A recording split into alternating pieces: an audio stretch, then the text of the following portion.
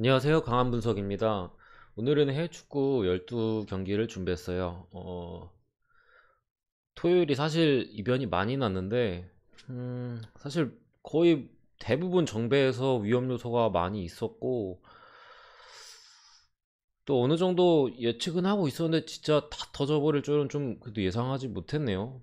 마요르카, 발렌시아 같은 경우는 시작부터 라인업이 이상하게 나오더니, 어이없게 실점하고 퇴장당했는데도 뭐 골대 맞고 막 그러면서 결국에는 못 이겼고, 크리스탈 팰리스도 골대 두 번에 벤테케가 1대1도 놓치고 그냥 경기력 면에서는 사실 이겼어야 했는데 아쉬웠고, 사우스햄튼도 마찬가지로 골대를 맞추고 또 볼리에서 좀 말도 안 되는 원더골이 나오면서 이기게 됐는데, 뭐 그럴 수 있다고 생각합니다.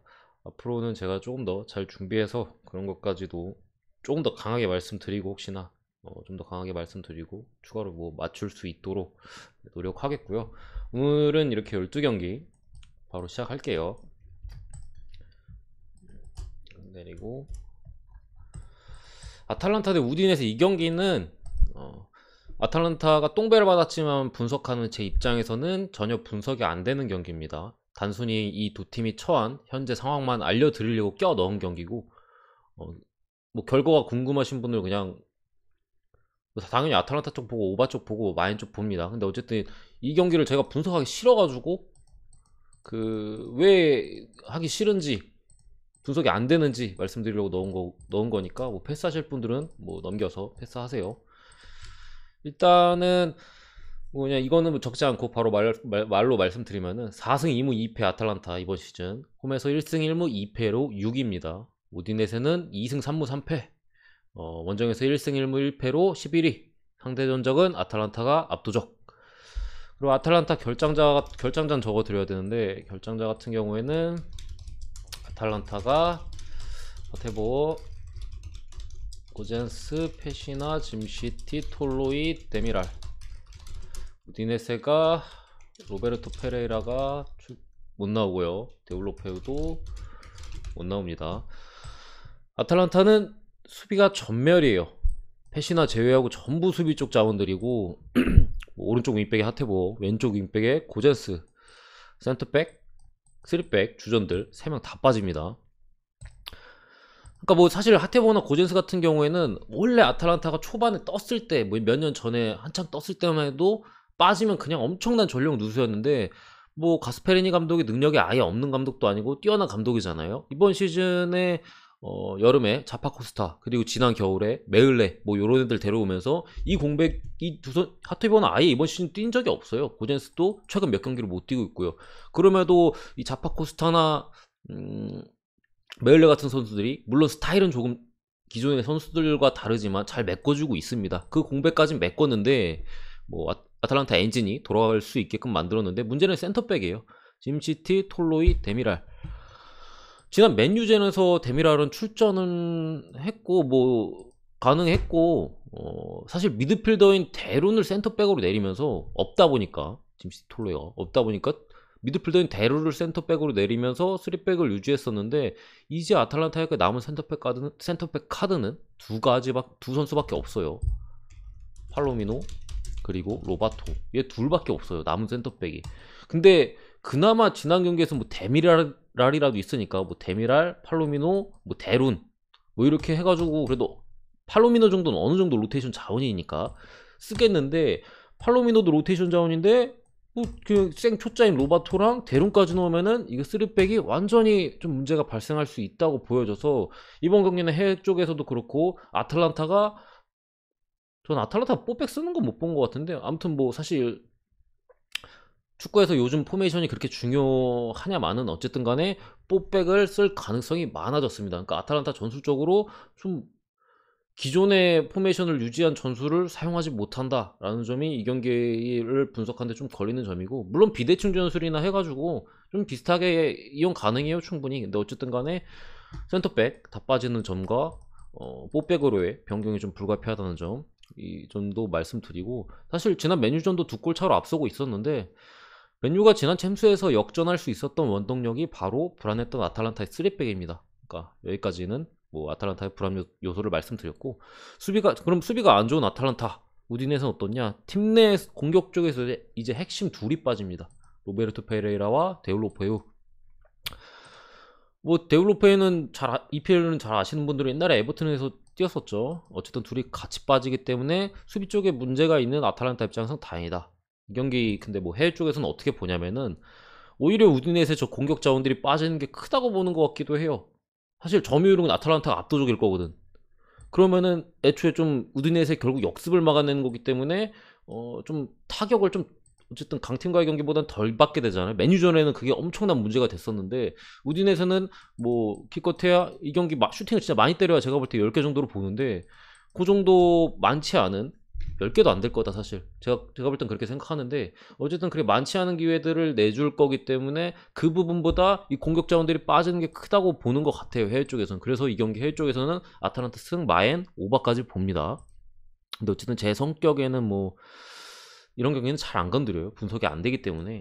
아예 새로운 판이 깔리는데 시즌 초반도 분석이 안 되잖아요. 지금 NBA도 뭐 오늘도 역배 많이 터지고 시즌 전 예상과 다르게 항상 새로운 팀들이 올라오고 그렇기 때문에 이런 경기는 저는 예상 잘 안 합니다. 어쨌든 뭐 종이짝으로 만든 방패 아탈란타와 목검을 쓰는 우디네세의 경기 뭐 이 정도 되겠네요. 두 번째 경기 세비야 대 레반테. 세비야는 5승 2무 1패로 홈에서 3승. 레반테 같은 경우에는 0승 5무 4패 연정에서 2무 3패고요. 상대 전적은 세비야가 압도적이에요. 홈에서 4승 1무. 최근 한 5년 정도 봤을 때. 그리고 부상자가 중요하죠. 세비야는 결장자가 엔네시리 정도? 제가 볼 때는 일단은 결장자로 적지 않을게요. 엔네시리, 레킥, 쿤데 요 정도가 불투명자에 떠있는데 쿤데는 제가 볼 때 선발 나올 수 있어요. 근데 엔네시리랑 레킥은 좀 힘들 수도 있다. 뭐 벤치에 포함될 가능성만 정도만 있는, 선발 가능성은 좀 없어 보이고 뭐 그 정도고 어쨌든 꼴잡이죠. 쿤데도 중요한 수비수고. 레반테 같은 경우는 말티 주전 공격수가 부상이고요. 그 외에 좀 로테이션급 미드필더나 뭐 수비 쪽에 약간씩 부상이 있습니다. 레반테는 그리고 최근에 감독 교체했어요. 하베르 뭐 페레이라로 지난 헤타페전에 이 감독이 데뷔해가지고 뭐 그나마 좀 감독 교체 효과로는 진짜 간만에 무실점을 했습니다. 레반테가 실점을 하지 않고 승점을 땄어요. 0대0 무승부로. 근데 어쨌든 간에 그날 경기력이 뭐 당연히 부임 첫 경기니까 썩 좋진 않았지만 무실점을 했다는 긍정적인 면은 보였고, 이 경기는 결국 세비야가 레반테를 뚫냐 못 뚫냐의 싸움이에요. 그러니까 세비야가 선제골을 넣게 된다면은 4경기 연속 무득점을 기록하고 있고 공격적으로도 경기마다 뭐 레반테가 크게 위협적인 모습을 보여주지 못하고 있기 때문에 한 골만 넣어도 사실 1대1 동점을 만들기에는 힘들어 보입니다. 레반테가. 그렇기 때문에 뚫냐 못 뚫냐 싸움인데, 이게 사실 감독 교체 후 어쨌든 첫 경기를 무실점으로 마쳤다 하더라도 이미 팀이나 결장자도 많고요. 결장자도 있고요. 공격 쪽에도 있고 뭐 로테이션급 자원에도 있는데 이미 스쿼드 뎁스 자체가 거의 중하위권도 아니고 뭐 하위권 수준인데 진짜 감독 하나 와가지고 2경기 연속, 그것도 세비야 원정에서도 무실점을 한다? 저는 너무 이게 드라마틱하다고 생각을 해요. 진짜 뭐 그러니까 현실과 그거의 괴리라고 생각을 하고 저는 이 경기 세비야가 득점할 걸로 봅니다. 그러니까 어제 경기는 제가 사실 이변의 가능성들을 뭐 정배를 보면서도 좀 많이 말씀드렸는데, 이런 경기들은 저는 그냥 딱히 이변의 여지가 없어 보인다. 그래서 오늘이 저는 뭐 정배 쪽에 베팅하기에는 어제보다 좀 더 좋아 보입니다. 어제는 제가 좋은 경기 못 들고 와서 좀 뭐 죄송하다 뭐 이런 말씀도 드렸는데, 오늘 경기들은 그래도 정배 쪽에 괜찮은 경기들이 여러 보인다. 1대0 내지 2대0 세비야 승 봅니다. 세 번째 경기 브랜트포트 대 레스터시티. 이 경기도 재밌겠죠. 이거 저는 정말 기대하고 있는 경기 중 하나인데, 브랜트포트가 3승 3무 2패 홈에서 1승 1무 2패로 10위. 홈에서는 좀 부진한 모습 한번 잡아주셔야 돼요. 홈에서 부진한 모습이에요. 그리고 레스터가 3승 2무 3패 원정에서 1승 1무 2패 12위. 조금 부진한 모습이 레스터도 어쨌든 간에 상대 전적은 지난 지난 시즌이 아니지. 지난 시즌에도 만났나? 아무튼 FA컵에서 최근 몇 년 동안 이제 2번 만나서 브렌트포트 홈에서 레스터가 다 이겼습니다. 결장자 쪽 보면은 브렌트포트 슈퍼서브 위사 부상이고요. 그 밖에 뭐 로테이션 자원의 미드필더인 바티스테, 뭐 소렌슨이나 뭐 다실바는 뭐 장기 부상자 이 정도고요. 레스터 같은 경우에는 전력 외에 알브라이튼 완전히 노세가 진행됐기 때문에 그냥 사실 쓸모없는 선수고, 수비 쪽에 파나, 저스틴, 은디디, 지금 레스터가 상당히 아쉬운 성적을 거두고 있는 이유 중 하나인 선수들입니다. 그리고 뭐 카스타뉴나 수비 쪽에 풀백 자원, 뭐 아요세 페레스, 뭐 틸레만스, 뭐 이런 선수들이 경미한 부상이 있다고 얘기가 나왔었는데, 현지 쪽에서는 이 세 선수 다 출전할 걸로 봐요. 현지 뭐 기사나 여러 가지 찾아봤을 때 나올 걸로 보고, 이 경기는 할 얘기가 정말 많은데 최대한 간추려 보겠습니다. 정말 뭐 재밌는 경기가 될 걸로 일단 보이는데, 브렌트포드야 이제 뭐 약팀이 아니라는 걸 누구보다 이제 보시는 분들 잘 아실 테고, 레스터 시티는 드디어 브랜든 로저스 감독이 어느 정도 실험과 좀 실패를 거듭하면서, 그러니까 실험을 하면서 실패를 거듭하면서 초반에 부진을 털어낼 정답까진 아니어도 대안은 찾아냈습니다. 그러니까 메디슨을 결국 살리기 위해서 계속 써보고 못하니까 욕먹고 하다가 여러가지 라인업과 전술 실험 끝에 3백, 투톱 시스템을 최근에 사용하고 있고, 저는 이 시스템이 좋아 보입니다. 현재 레스터에서. 그러니까 바디만 계속 쓰다가, 사실 이에나초 같은 폼 좋은 애들은 왜 안 쓰냐, 현지 쪽에서 엄청 난리가 났어요. 아니 이에나초 지금 교체로 나올 때마다 너무 잘하는데 왜 안 쓰냐. 근데 레스터의 기존 시스템 뭐였어요? 4-2-3-1이잖아요. 원톱이에요. 근데 이에나츠는 그래도 중앙 쪽 유형의 공격수에 가깝기 때문에 바디 교체로 계속 썼단 말이에요.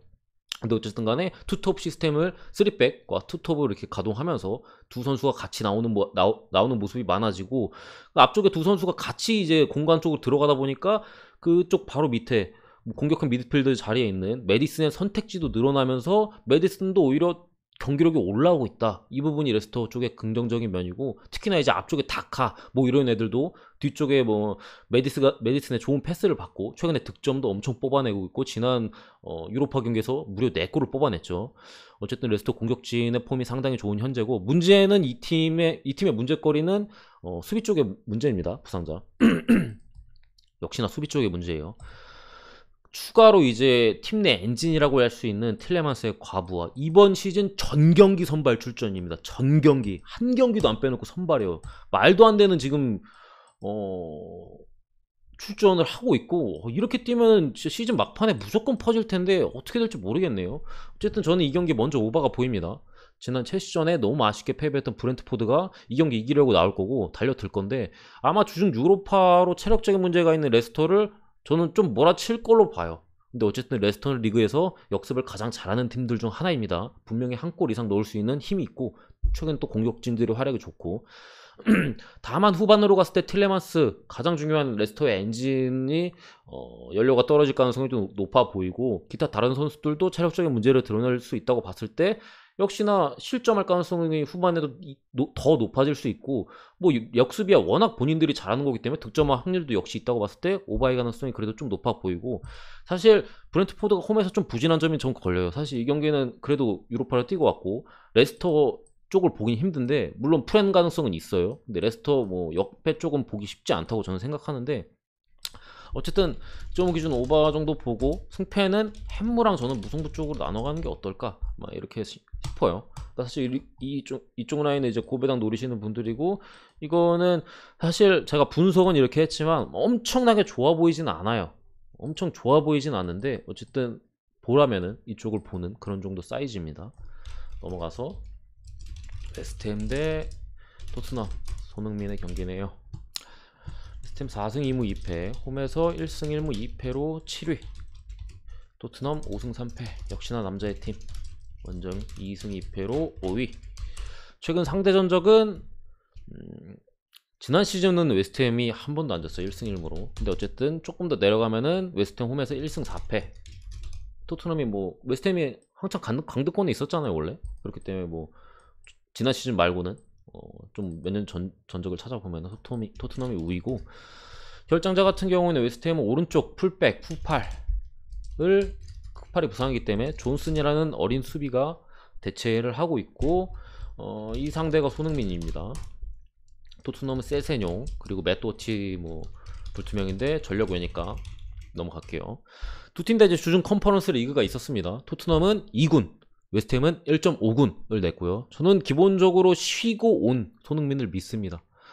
웨스트햄은 지난 주중 경기에서 뭐 데클란 라이스, 뭐 수체의 미드필드 라인을 포함해서 보웬 그리고 뽀백 라인 선수 전부를 선발시켰고 뭐 안토니오나 뭐 포르나스 같은 앞선의 자원들은 휴식을 취했고 토트넘 전원 휴식.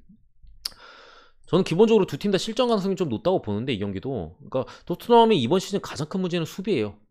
레길런의 좌측 풀백 공격적인 재능은 어느 정도 있지만 뭐 쉽게 드리블 돌파를 허용하는 모습을 계속해서 보이고 있는 레길론이고 특히나 중앙 수비 기본적으로 능력이 떨어져요. 그냥 능력이 떨어져요.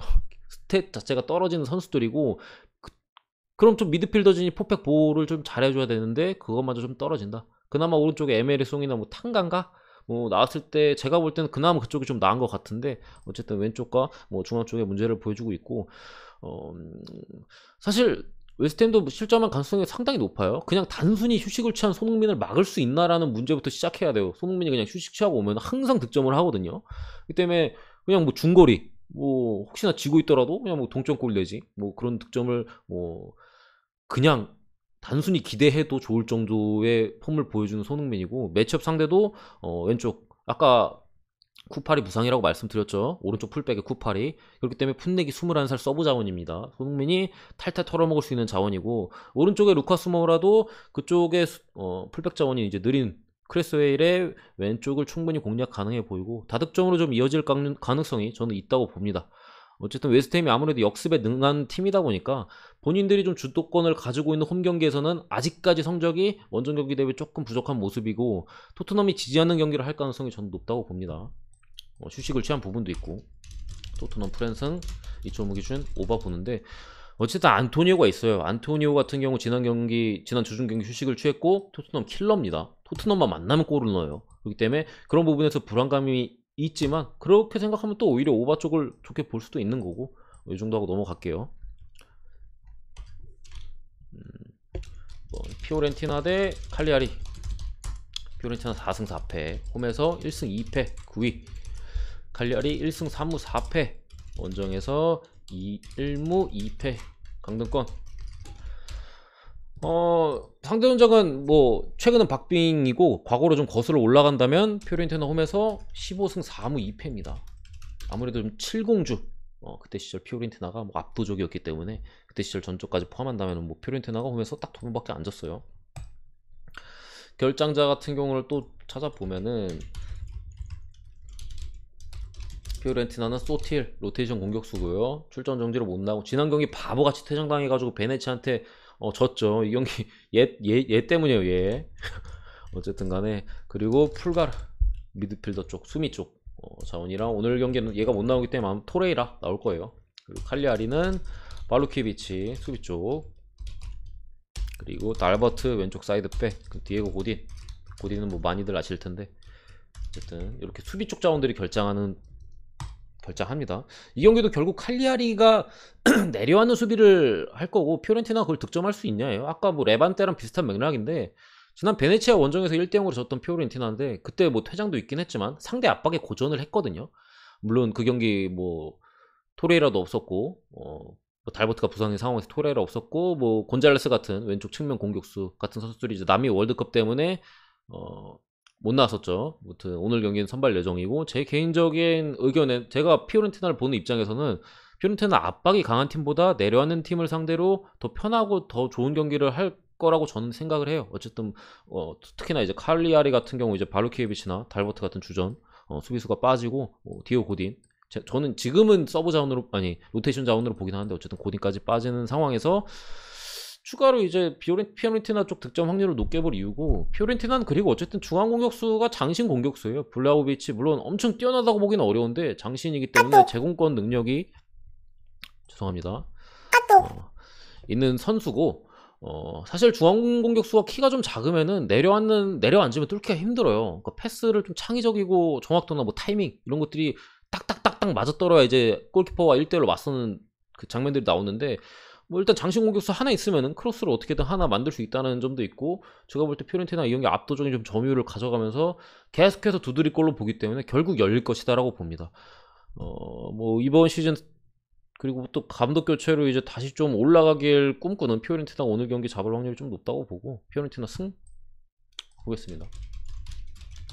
어제 그런 막 에버튼 이런 거보단 진짜 좋아 보여요. 제가 볼 때는 어제 에버튼 1.48 말도 안 된다고 말씀드렸고, 크리스탈 팰리스 뭐 불안하다, 좀 불안한 점에 대해서 충분히 말씀드렸고, 사우스햄튼도 불안한 점에 대해서도 말씀드렸는데, 그런 경기들보다는 오늘 경기들이 저는 좋아 보여요. 물론 막 틀릴 수도 있겠지만 제 분석이나 제가 보는 선에서는 그렇게 보입니다.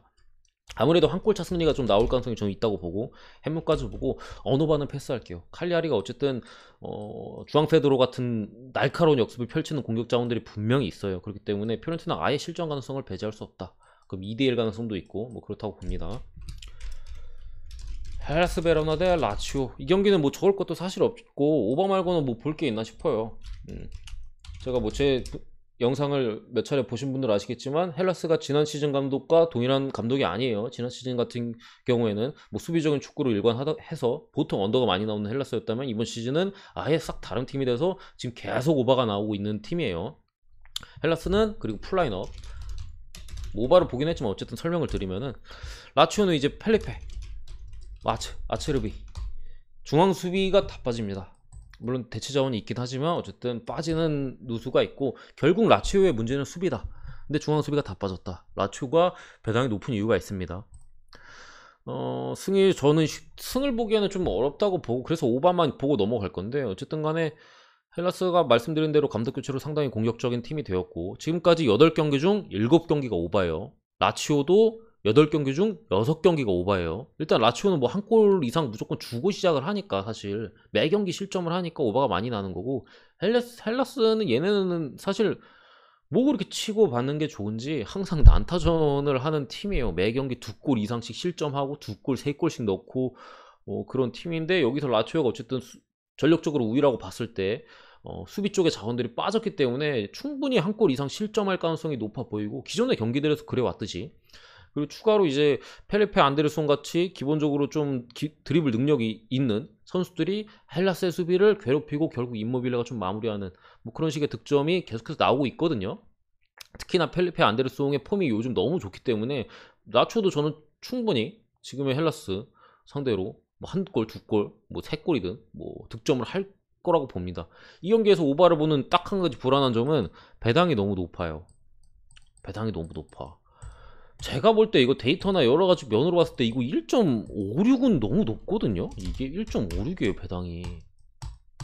아니 그냥 딱 봐도 그냥 이거 무조건, 사실 배당 안 보고 그냥 뭐 트레이더 마들 상관없으면은 이 경기 딱 보잖아요. 이거 그냥 무조건 오바다 이러고 그냥 넘어갈 만한 경기예요. 제가 뭐 영상을 준비하지 않았거나 했으면은 이거 딱 준비도 안 했어요. 그냥 오바네, 부상자만 딱 보고 그냥 오바 이러고 넘어갔을 건데, 1.56이 좀 높은 게 좀 세요. 사실 제가 생각하는 이 경기 적정 어느버 배당은 1.44, 1.45 요 정도 배당이 좀 그래도 적절하지 않나 싶은데, 제 생각보다 어느버 배당이 좀 높은 게 쭉 그 부분만 불안하고, 뭐 다른 부분은 뭐 딱히 그런 게 없습니다. 뭐 요 정도 말씀드리고, 쾰른 레버쿠젠, 좀 영상이 또 길어지는 것 같은데 3승 3무 2패, 뒷부분이 좀 짧게 갈 거예요. 오히려 뒷부분이 좀 짧게 갈 거니까 가도록 할게요. 3승 1무로 4위. 최근 상대 전적은 2승 4패, 쾰른 홈에서 2승 1패로 의외로 레버쿠젠 상대로 좋은 모습. 근데 이번 시즌 좋은 두 팀이 만났어요. 결국에는 두 팀 모두 기본적으로 공격적인 컬러를 가진 팀이고 압박이 좋은 팀들입니다. 화력이 있는 팀이고, 쾰른도 이번 시즌에 좀 좋은 감독을 만나서 좋은 경기력을 보여주고 있어요. 기본적으로 압박이 상당히 좋고 빠르게 역습을 하는 능력도 좋은데, 하지만 지난 경기에 이제 호펜하임 상대로 5대0 대패한 게 과연 이후의 일정에 얼만큼 문제를 일으킬지는 좀 두고 봐야 한다고 생각하는데, 어쨌든 부상자 쪽을 보면은 쾰른은 샤키리, 티알라, 이름 되게 어렵네, 부상이고요. 루비치치가 불투명입니다. 미드필더 자원. 레버쿠젠은 아랑기스, 사실 그렇습니다. 부상이고, 지난 유로파 베티스 원정에서 레버쿠젠은 비르츠, 레버쿠젠 얘기할 땐 얘를 빼놓을 수가 없어요. 비르츠 시크를 빼놓을 수가 없어. 얘네를 벤치로 출발시키면서 체력 안배를 했고 오늘 경기 선발로 나올 겁니다. 쾰르는 가장 중요한 선수 한 선수 뽑으라면 단연코 그냥 이 선수예요. 샤키리. 제가 볼 때는. 근데 부상이 상당히 전력적인 누수에 있어서 커 보이고 뭐 한때 알프스 아시는 분들은 아실 텐데 알프스 메시, 스위스 메시 뭐 그런 소리 듣던 뭐 리버풀에 잠깐 있었고 또 어디 있었지? 아무튼간에 무튼 분데스로 넘어와서 꽤 인상적인 활약을 보여주고 있고 분데스에서 좋아요. 팀 내 크랙 역할을 담당하고 있고 샤키리의 부상을 어느 정도 감안한다면 쾰른 승은 안 보여요. 지난 경기 대패도 그렇고 부지기도 안 좋은데 샤키리까지 빠진다? 이거 쾰른 승이 나온다? 너무한 거 아닌가? 라는 생각이 들 정도로 쾰른 승까지는 제가 볼 때는 안 보이고 결국 레버쿠젠이 이기냐 무승부냐 쪽으로 볼 수 있는데 아니면 또 언어바냐 뭐 이 세 가지 경우의 수 고를 수 있는 경우의 수가 있다고 봤을 때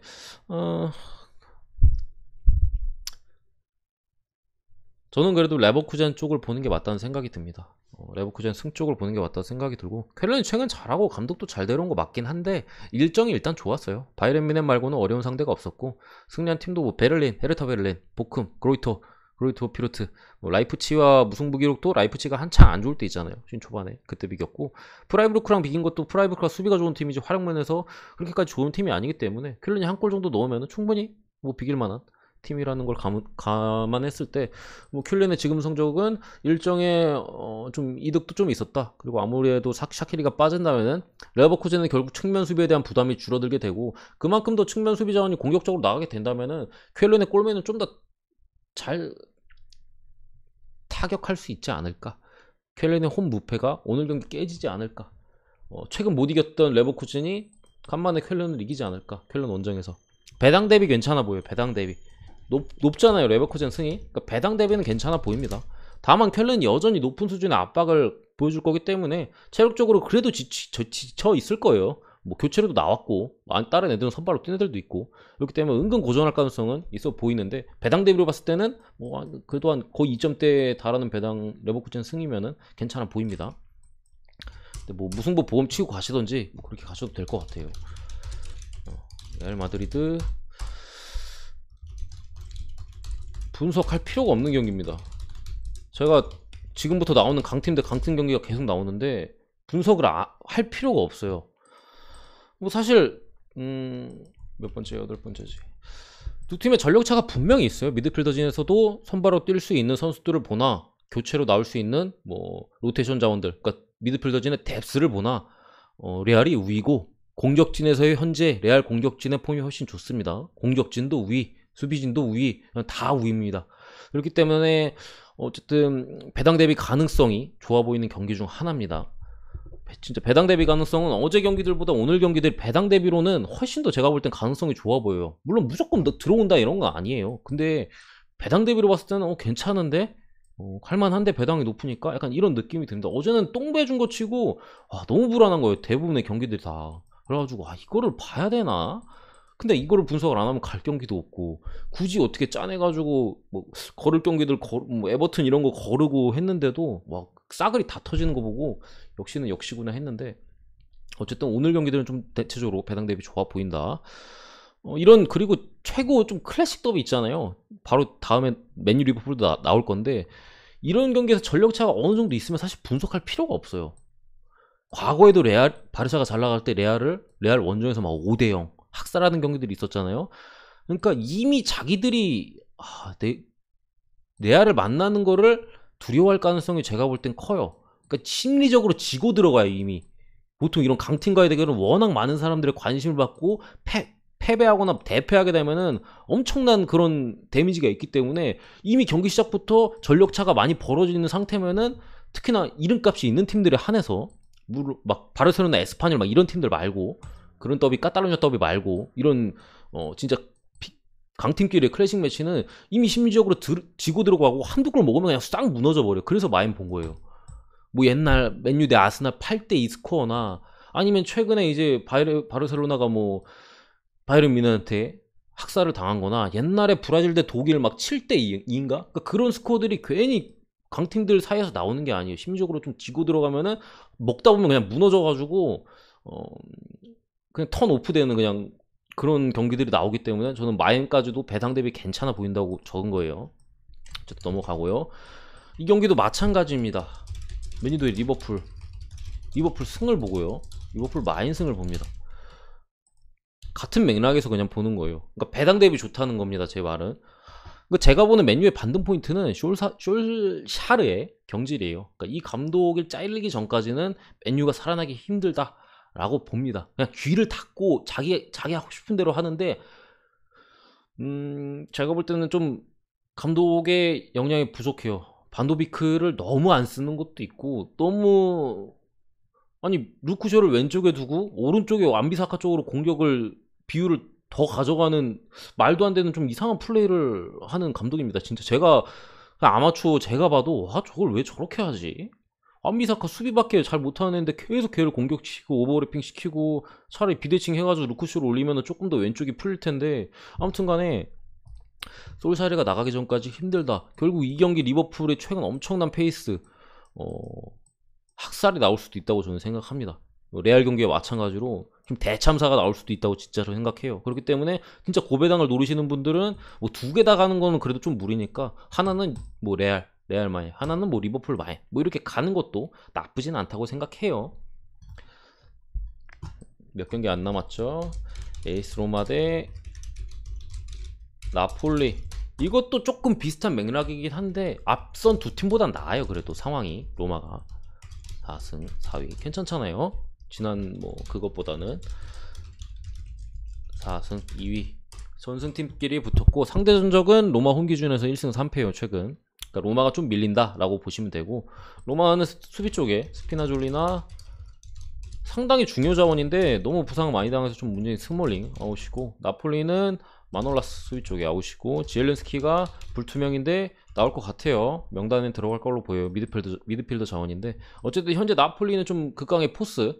세리에서 여러 데이터들을 봐도 그냥 그 축구가 끝나고 나오는 뭐 여러 데이터들이 있잖아요. 그럼 데이터들만 봐도 다른 따라올 팀이 없어요. 지금 이 팀의 어떤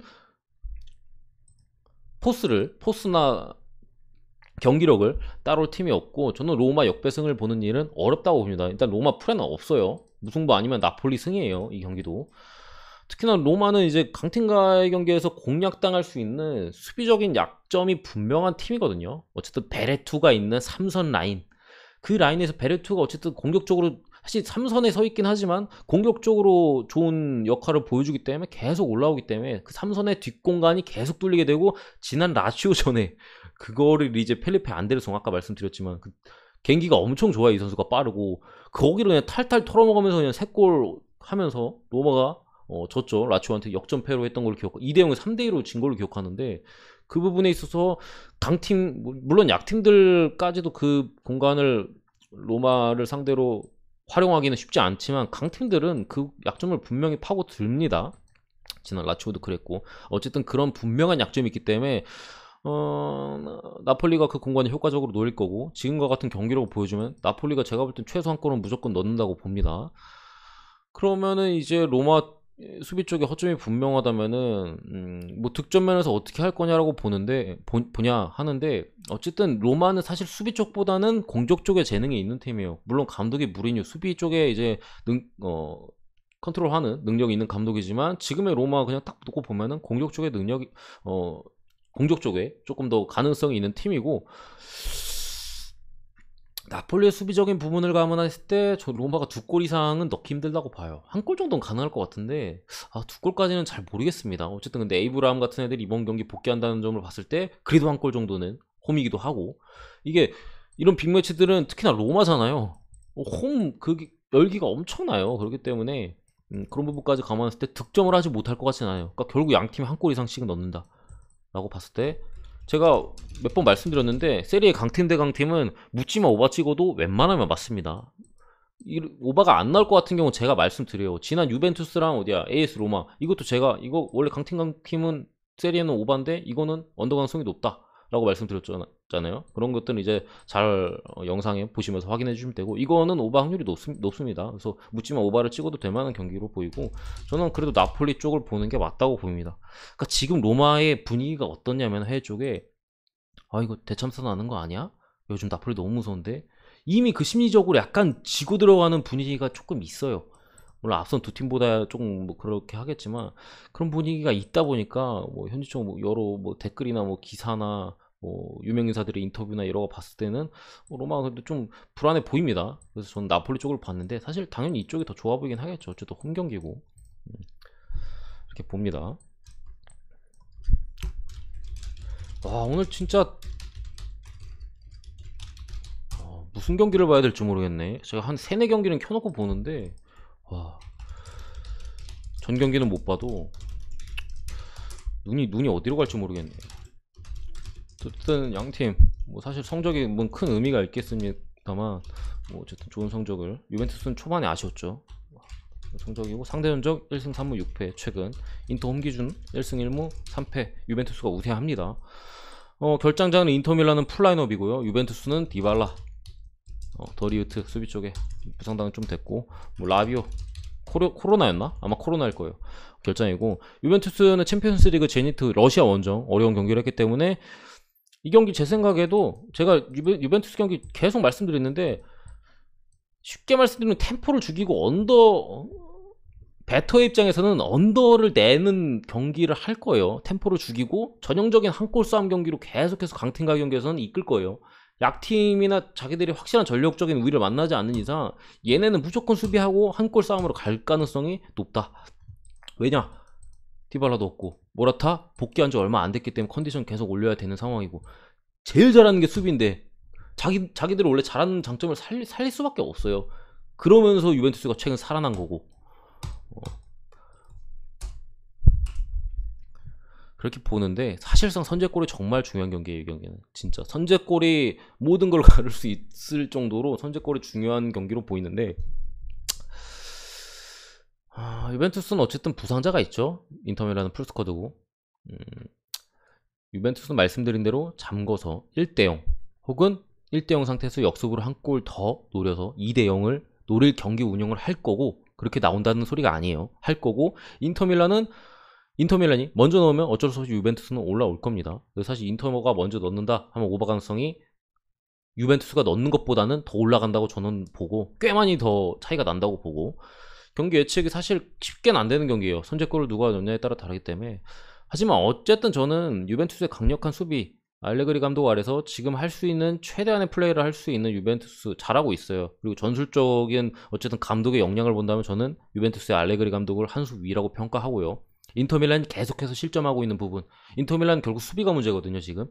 그러니까 그 부분도 걸립니다. 유벤투스가 수비하다 역습 때려가 충분히 득점할 가능성이 높아 보여요. 그래서 저는 유벤투스 기본적으로 프렌을 보는데 좋아 보이지 않아요. 그냥 굳이 보면 프렌을 본 겁니다. 언어바는 2.5 기준 오바를 봅니다. 아니 유벤투스가 먼저 넣으면 언더 확률이 높다며 뭐 그렇게 말씀드렸잖아요. 근데 어쨌든 간에 인터밀란이 공격이 강했기 때문에 유벤투스가 1대0으로 뭐 지키는 축구를 한다 한들 인터가 결국 한 골을 넣고 추가적인 득점을 기대할 수 있다고 저는 생각을 해요. 그렇게 경기 운영을 한다는 거지. 물론 로마 정도고 유벤투스가 지난 경기 홈이었을 때는 제가 1대0 이거 끝날 수 있다 라고 말씀드렸는데, 오늘 원정 경기고 로마보다 공격력이 좋은 인터밀란이에요. 그렇기 때문에 유벤투스가 먼저 넣고 그런 경기 운영을 할지라도 오바가 나올 가능성이 꽤 어느 정도는 있다고 보고, 인터가 먼저 넣으면은 뭐 오바가 날 확률이 높다고 생각하기 때문에 뭐 그냥 오바 언더 확률 놓고 따졌을 때 오바가 더 좋아 보인다고 말씀드리는 겁니다. 넘어갈게요. 너무 길어지는 것 같은데 할 얘기가 너무 많네요. 5승 2무 1패, 홈에서 2승 2무 5위고요 6승 2무 1패, 원정에서 소시에다드 2승 1무 1패 1위. 상대 전적은 5승 1무 2패, AT 홈 기준 3승 1무. AT가 많이 앞서고 있습니다. 요거 보면 끝나요. AT 결장자. AT는 마르코스 요렌테, 사비치. 소시에다드는 오야르자발. AT 승. 쉽게 결론을 낼 만한 경기입니다. 일단 그러니까 AT가 뭐 죽었다 뭐 소시에다드가 죽었다 깨어나도 AT한테 무조건 진다라는 소리가 아니라 봤을 때 다른 쪽의 분석을 할 수가 없는 경기예요. 쉽게 그냥 나올 만한 경기라고 보는데 어쨌든 오야르자발이 없죠. 소시에다드가 측면 쪽에서 흔들을 자원이 없어요.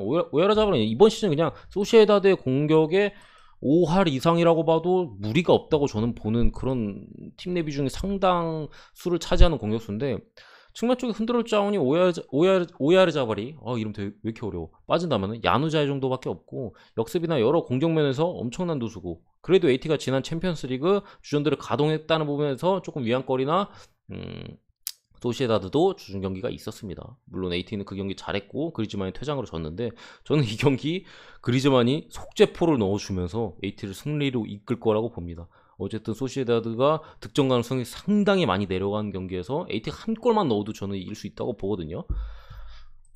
이렇게 볼게요. 일단 2대0 봅니다. 저는 2대0 AT 승 보는데 AT는 이거 오야르자발이 언제까지 부상인지 저는 잘 모르겠는데 장기 부상으로 좀 이어진다면은 당분간은 그냥 묻지마 언더를 찍어도 되지 않을까라고 보는데 어쨌든 이 경기 이렇게 보고요. 오늘 분석은 여기서 마치겠고 어제보다는 더 좀 긍정적인 경기들이 많다. 불안 요소가 좀 적은 경기들이 많고 배당 대비 좋은 경기들이 많아 보인다 라고 총평을 하고 물러가겠습니다. 더 좋은 분석과 경기들을 가지고 돌아오겠습니다. 구독과 좋아요 한 번씩 부탁드리고 감사합니다.